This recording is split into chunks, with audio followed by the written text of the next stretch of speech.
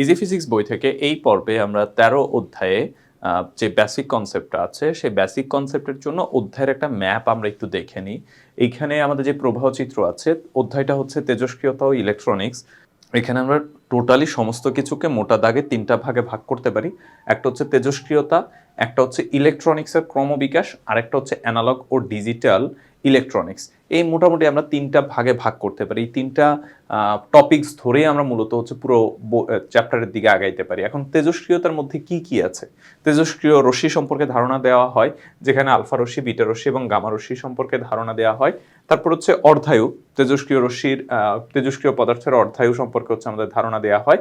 তারপরে তেজস্ক্রিয়তার ব্যবহার, এটা আমাদের কি কাজে লাগতে পারে, এর মধ্যে উদাহরণ আছে প্রাচীন জীবাশ্মের বয়স নির্ণয়, তারপরে শরীরের ক্ষতিকারক কোষ ধ্বংসে, যন্ত্রপাতি জীবাণুমুক্ত করতে, এইসব কাজে তেজস্ক্রিয়তা ব্যবহার করা হয়। এছাড়া তেজস্ক্রিয়তা সম্পর্কে সচেতন। তাহলে আমাদের মূল প্রথম যে টপিকসটা সেটা হচ্ছে তেজস্ক্রিয়তা এবং সেখানে কি বিষয় আলোচনা করা হয় তার একটা সামারি আমরা দেখে নিলাম। তারপরে আসে ইলেকট্রনিক্সের ক্রমবিকাশ। ইলেকট্রনিক্সের ক্রমবিকাশে প্রথম যেটা আছে সেটা হচ্ছে ভ্যাকিউম টিউব। এই ভ্যাকিউম টিউবের ভেতরে আছে রেকটিফায়ার, ডায়োড এবং ট্রায়োড বা অ্যাম্প্লিফায়ার। এরপরে আছে ট্রানজিস্টর এবং হচ্ছে ইন্টিগ্রেটেড সার্কিট, এবং এর মধ্যে লেভেলগুলো আছে এলএসআই, তারপরে হচ্ছে ভিএলএসআই, মানে লার্জ স্কেল ইন্টিগ্রেটেড, তারপরে হচ্ছে এভাবে ভিএলএসআই, তারপরে এফপিজিএ। এইগুলা নিয়ে হচ্ছে আমরা এখানে আলোচনা করি। আর সর্বশেষ যেটা আছে সেটা হচ্ছে অ্যানালগ ও ডিজিটাল ইলেকট্রনিক্স।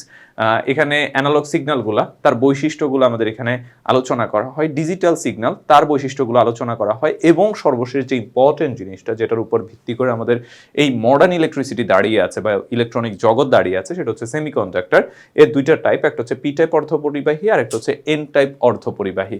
মোটামুটি এই টপিকসগুলা নিয়েই হচ্ছে এই অধ্যায়টা আলোচনা করা হয়েছে। তো আমরা যদি ম্যাপটা একটু বুঝে নিতে পারি তাহলে আমাদের অধ্যায় ধরে সিকোয়েন্স ওয়াইজ আগানো বা হচ্ছে একটু পড়াটা সহজ হবে। তো এই বিষয়গুলো আমরা খুব সুন্দর করে উপস্থাপন করেছি ইজি ফিজিক্স বইয়ে। তোমরা যারা ইজি ফিজিক্স বই সংগ্রহ করনি খুব দ্রুত সংগ্রহ করে ফেলবে। সবাই ভালো থাকবে, সুস্থ থাকবে, আল্লাহ হাফেজ।